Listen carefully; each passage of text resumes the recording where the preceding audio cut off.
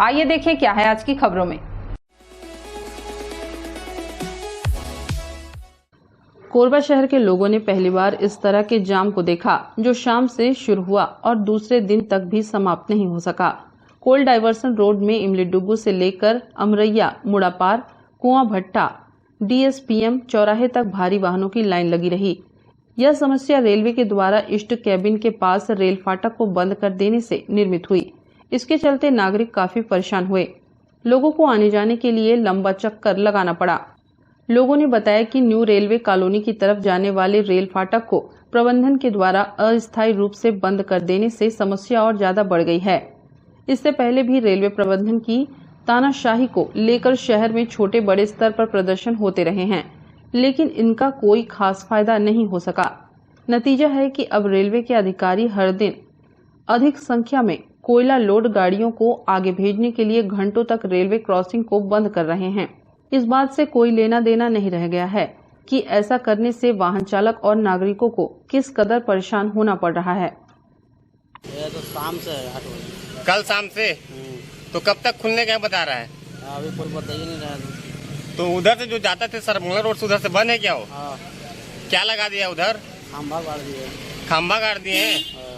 तो अभी कब तक खुलने का बता रहे, कुछ बता रहे हैं? कुछ नहीं बता रहे। कितना लंबा लगा है, कहाँ से कहाँ तक? अभी तो यहाँ से लेकर मानीपुर फाटक है, उधर तक गाड़ी है। ट्रांसफर नगर तक है। गाड़ी लोड है कि खाली है? लोड है। लोड है। क्या बताएंगे वहाँ जाके आप? जाम लगा। अच्छा, मुझे अभी जाना था, सेकंड एंट्री जाना था और सेकंड एंट्री जाने के लिए जो है मुझे इस रास्ते ये शॉर्टकट पड़ता है और इस पर आए दिन हमेशा दोनों तरफ से जाम लगा रहता है और खासकर जब यात्री गाड़ियों का समय रहता है तो बहुत समस्या होती है और बहुत बार रेलवे प्रशासन से एवं और भी लोकल प्रतिनिधियों से निवेदन किया जा चुका है, लेकिन अभी तक इस समस्या का कोई समाधान नहीं निकला है। यहाँ से हमारा हमेशा हम लोग यहाँ से आना जाना करते हैं। मेरा स्कूल भी है, फिर मैं अपने पति को स्टेशन भी छोड़ने जाती हूँ, लेकिन यहाँ से इधर का रास्ता इतना ज़्यादा ख़राब हो चुका है गाड़ी के हाईवे के आने जाने से कि हम लोग को बहुत परेशानियाँ उठानी पड़ रही है। आए दिन इस मतलब समस्या बनी रहती है। इसमें एक्सीडेंट का भी खतरा है, कभी भी किसी को कुछ भी हो सकता है। अभी मैं स्टेशन जा रही थी। अभी कितने का कठिनाई का सामना करना पड़ा आपको? अभी जा रहे थे। एक तो यहाँ रास्ते में दोनों साइड रास्ता ब्लॉक है, बिल्कुल हमारे आगे जाने का रास्ता नहीं है। एक बार हमारे बेटा का स्कूल भी छूट चुका है। स्कूल जाने के लिए हम गाड़ी मतलब जा रहे थे तो भी रास्ता ऐसी ब्लॉक था, तो फिर उसको दूसरे साइड बाकी काफी लंबा रास्ता तय करके हमको जाना पड़ा था। ये यहाँ लापरवाही किसका? यहाँ के लोगों का ही कि रोड में जो यहाँ की निगम वाले हैं, चाहे जो भी यहाँ के लोग हैं, वो इस चीज़ पे ध्यान नहीं दे रहे हैं। ट्रैफिक पुलिस है, वो हमेशा यहाँ बना रहना चाहिए।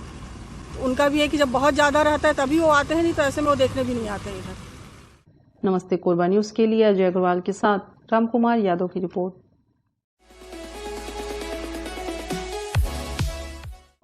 शहर के घंटाघर से लगे हुए एमपी नगर कॉलोनी के 3 मंजिले मकान में पुलिस ने छापा मारकर सेक्स रैकेट का खुलासा किया है।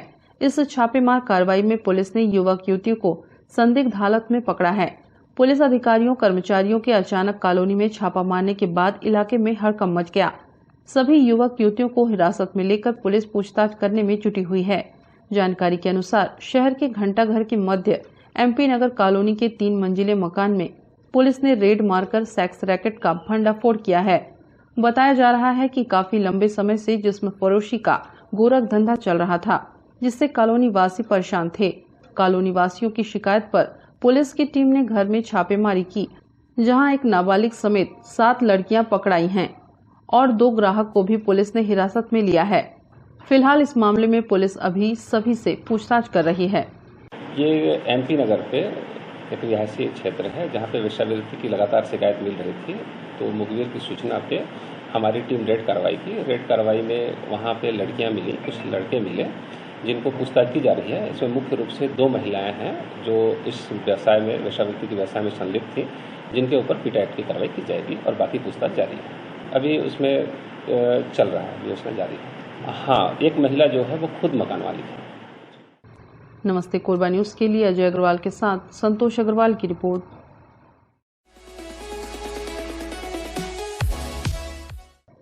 कोरबा के निहारिका स्थित वृंदावन थाली रेस्टोरेंट के 3 कर्मचारियों ने रेस्टोरेंट के संचालक आशीष अग्रवाल पर कई महीने की सैलरी नहीं देने और सैलरी मांगने पर जाति सूचक गाली देने की शिकायत अजाक थाना में की है।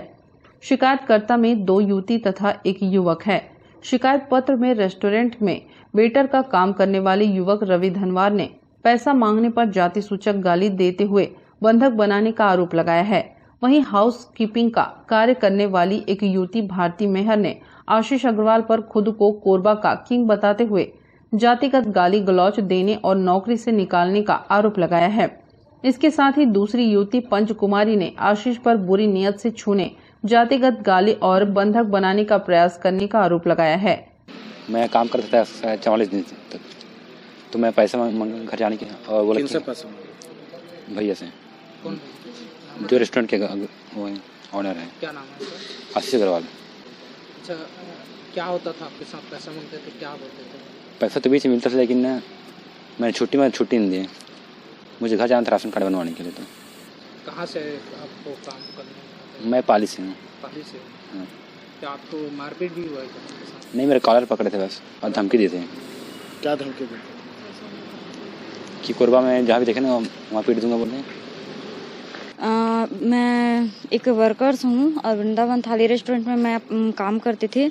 वहाँ के मालिक मुझे सही तरीके से पेमेंट नहीं करते थे, जो कि लगभग मेरा 3 महीने का पेमेंट बाकी था। मैं उनको पेमेंट देने मतलब करने के लिए मांगी थी, लेकिन वो मुझे पेमेंट नहीं दिए और गाली गलौज करके धमकी देकर वहाँ से निकाल दिए। मैं दिसंबर से काम कर रही हूँ। किस तरह का काम वहाँ तो मेरे को काम के लिए नहीं बोला गया है, मतलब जो जैसा मिले वैसा काम करना है, ऐसा करके बोला गया था मेरे को। वहाँ झाड़ू पोछा, बर्तन मांजना और रोटी बेलना, ये सब काम करती थी मैं। पैसा के लिए आप जाते हैं तो क्या बोलते हैं? घुमाते हैं, 2 दिन 4 दिन के लिए घुमाते हैं, पैसा देते ही नहीं है। हमें जितने भी कंप्लेंट्स किए हैं उनका जितना भी पैसा है, सारा पेमेंट आ रहा है, वो सही तरीके से मिल जाए। लगभग कितने वर्कर को सैलरी नहीं मिली? मेरा 3 महीने का नहीं मिला है। कितने हैं आप लोग? कितने वर्कर हैं वहाँ? कितने को नहीं हुआ सैलरी? अभी तो फिलहाल 4-5 लोग हैं वहाँ जो शिकायत किए हैं, उनको नहीं मिला है। और मेरे रहते हुए 10-20 लोग थे जिनको सैलरी नहीं मिली है। 6 से 7 महीना मैं काम करी हूँ, तो मेरे सामने ही उनको पेमेंट नहीं दिया गया है, इसीलिए उनको छोड़ के चले गए। ये आवेदन दिए, 3 लोग दिए हैं अलग अलग। ये पंच कुमार है, धनवार है और अपने रवि कुमार धनवार है और भारती मेहर। क्या शिकायत है? ये क्या है, आशीष अग्रवाल के यहाँ ये लोग काम करते थे कैंटीन में, तो कुछ इनका पैसा वैसा लगा, पैसा के नाम से हुआ कि पैसा चाहिए क्या, 3 महीने का पेमेंट रोके हैं इनका और उसी में बाद किए, गाली गुप्तार करके उनको भगा दी, पेमेंट भी नहीं दिए हैं। इसके नाम से शिकायत किए हैं। जो जांच में है, अभी जांच चल रही है। वहीं दूसरी ओर इस मामले में रेस्टोरेंट संचालक आशीष अग्रवाल ने अपना पक्ष रखते हुए कहा कि पूरे आरोप मनगढ़ंत हैं एवं एक व्यक्ति के दबाव में आकर दोनों युवतियों ने पैसे के लालच में मेरे ऊपर पुलिस केस किया है। मामला इसमें कुछ नहीं है जी। मामला इसमें यह है कि इनके मन में आ गया लालच। इनमें एक लड़का है नीलू साहू, वो लिप्त है बुरे कर्मों में, कर्जा बहुत ज़्यादा हो रखा है उसके ऊपर में, और वो एक लड़की को ढाल बना करके, उसके जाति को ढाल बना करके, और ये सब कार्रवाई को सिर्फ पैसों के लालच के लिए किया जा रहा है और इसमें कुछ भी नहीं है। सबका हिसाब किताब क्लियर है, कंप्लीट है, सब चीज़ फाइन है। आज बाकी स्टाफ लोग भी सब काम कर रहे हैं। रेस्टोरेंट का संचालन बहुत अच्छे से हो रहा है और बहुत अच्छे से आज भी चल रहा है। और ये सब जो क्रियाकलापें हैं, ये जितने भी आरोप लगाए गए हैं सारे बेबुनियाद हैं। इनकी कार्रवाई चल रही है, सत्यापित होगा ये और सच्चाई इसके सामने आएगी। कर्मचारियों द्वारा एक जो मेरे यहाँ का कर्मचारी रहा था, लेखपाल साहू उर्फ नीलू साहू, ग्राम मोह गांव, शक्ति जिला, उनका मेरे ऊपर सीधा उनका ब्लेम है कि आप हमको इतने पैसे दो तब हम लोग केस वापस लेंगे, और डिमांड उनकी बहुत हाई हो रही है जो मैं देने में सक्षम नहीं हूं और मैं नहीं देना चाहता, क्योंकि ये गलत है। अगर सही होता तो मैं बिल्कुल उनका पैसा उनको उनकी जवाबदारी पे बिल्कुल मैं उनके हाथ में देता, लेकिन यहाँ पे मैं खुद तैयार हूँ, खुद तैनात हूँ कि मैं उनका सामना करूँगा और मैं इस केस को बिल्कुल नतीजे पे लाऊंगा। न्यूज़ डेस्क, नमस्ते कोरबा न्यूज़। बुलेटिन में अब वक्त है एक छोटे से ब्रेक का। मिलते हैं ब्रेक के बाद। हमें जानकारी मिली है कि कुछ लोग नमस्ते कोरबा समाचार में खबर चलाने के नाम से पैसों की उगाही कर रहे हैं। आप सभी से अनुरोध है कि खबर चलाने के नाम से अगर कोई आपसे पैसों की मांग करता है तो आप अपने संबंधित थाना क्षेत्र में उस व्यक्ति की शिकायत करें। इसके साथ ही आप हमसे नीचे दिए गए नंबरों पर संपर्क करें। हम निष्पक्ष पत्रकारिता करते हैं।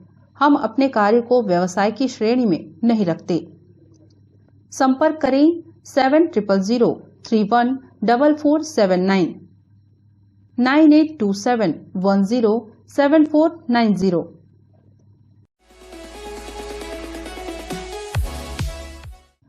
शहर में सुरक्षा के लिए बनाए गए रेलवे फाटकों की अहमियत को दरकिनार कर लोग फाटक बंद होने पर दोपहिया वाहन चालक जान जोखिम में डालकर फाटक को पार करते हैं। इन लोगों को ना ही अपनी जान की परवाह है और ना ही पुलिस का डर। ट्रेन गुजरने के दौरान लोगों की सुरक्षा के लिए फाटक बंद किए जाते हैं, लेकिन इसके बावजूद भी कुछ लोग इन सब बातों को दरकिनार करते हुए बंद फाटक के नीचे से निकलने का प्रयास करते हैं। इनमें साइकिल, स्कूटर, बाइक सवार ही नहीं बल्कि पैदल चलने वाले बुजुर्ग, महिलाएं व स्कूली बच्चे भी शामिल हैं। जल्दबाजी में ये लोग यह भूल जाते हैं कि उनकी नासमझी उन्हें कितनी महंगी पड़ सकती है।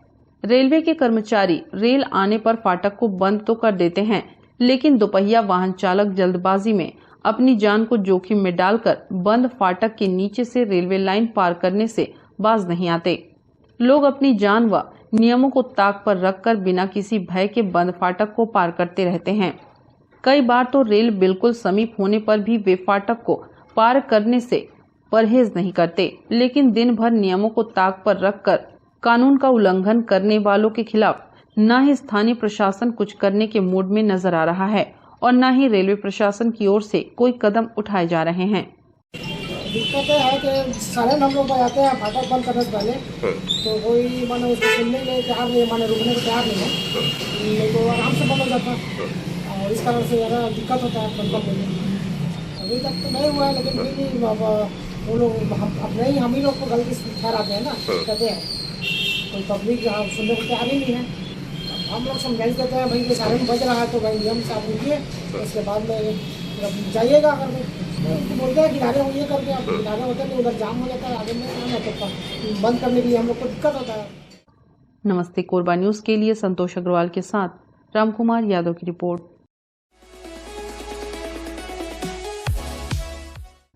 थर्ड जेंडर के लिए शहर में एक उपयुक्त स्थान को देखते हुए राजस्व मंत्री जयसिंह अग्रवाल की पहल पर किन्नर समाज के लिए SECL हेलीपैड के पीछे लगभग 1 एकड़ जमीन आवंटित किया गया, जिसमें किन्नर समाज के उत्थान के लिए अनेकों कार्य होंगे।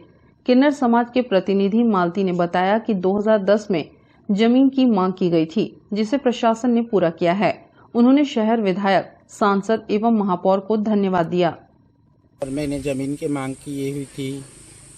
किन से मांग की हुई थी? मैं शासन से मांग की थी और मतलब 1 एकड़ जमीन मुझे मिला है। मैं मांग की थी कि हमारे महिला पुरुष को कब्रिस्तान होता है तो हमारा भी होना चाहिए करके, तो आज मुझे मिल गए हैं और शासन के तरफ से 10 लाख का बाउंड्री भी घेर गए हैं। इसमें हम लोग का ना, जैसे हमारे घर मकान छोटा है तो इसमें घर मकान भी बनेंगे और हमारे कब्रिस्तान भी बनेंगे और कुछ जिस जनता के लिए मंदिर में बैठ के पूजा करते हो मंदिर भी बनेगा, मालूम है। और ये सब के लिए हम लोग दुआ करेंगे। मैं 2010 से आवेदन दी हुई थी और शासन को मैंने इतना आशीर्वाद दी हूँ, इतना आशीर्वाद कि हमारे जितने भारत में थर्ड जेंडर हैं हमारे सबका आशीर्वाद उनके सर पे रहे।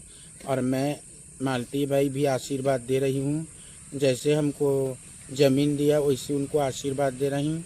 भगवान उनको सदा फले खुश रखे। जितना हमारे शासन से नेता है, अधिकारी है, संसद है, महापौर है, विधायक है, ये सबको हमारी दुआ है, मुख्यमंत्री सबको दुआ है। और ऐसी हमारे कुछ कुछ काम रुकेंगे, उसमें और हमें एप्लीकेशन आवेदन देंगे कि हमारे इसमें बढ़ाए। ठीक। नमस्ते कोरबा न्यूज के लिए रामकुमार यादव के साथ ममता साहू की रिपोर्ट।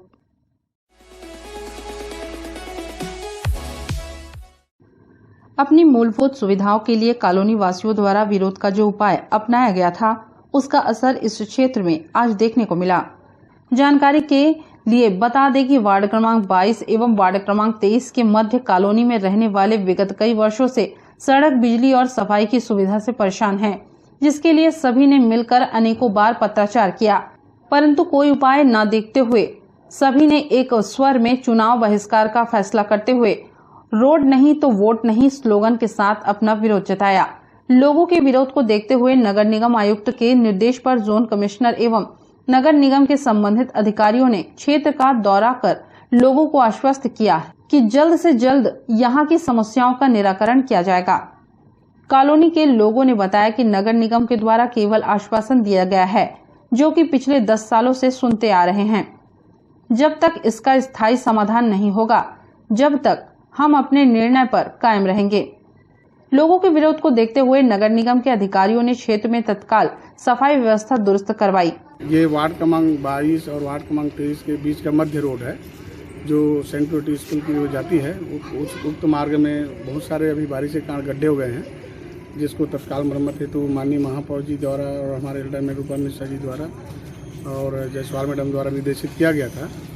उसी तारतम्य में आज स्थल निरीक्षण किया गया और कुछ समस्याएं सफाई का भी बताया, तो हमारे जो सेंट्री इंस्पेक्टर हैं उनको भी सफाई के लिए निर्देशित किया गया है और मौका दिखाया गया है। आज के डेट में उनकी सफाई हो जाएगी, नाली का भी क्लियर कर दिया जाएगा 1-2 दिन के अंदर ही।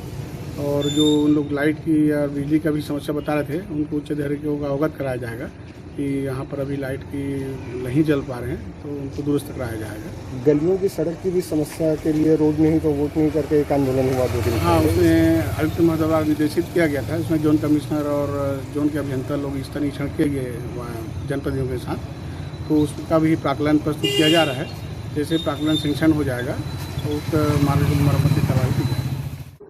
वहीं इस मुद्दे पर नगर निगम के अपर आयुक्त खजांची कुमार ने क्षेत्र के लोगों से लोकतंत्र के महापर्व में मतदान अवश्य करने की अपील की है।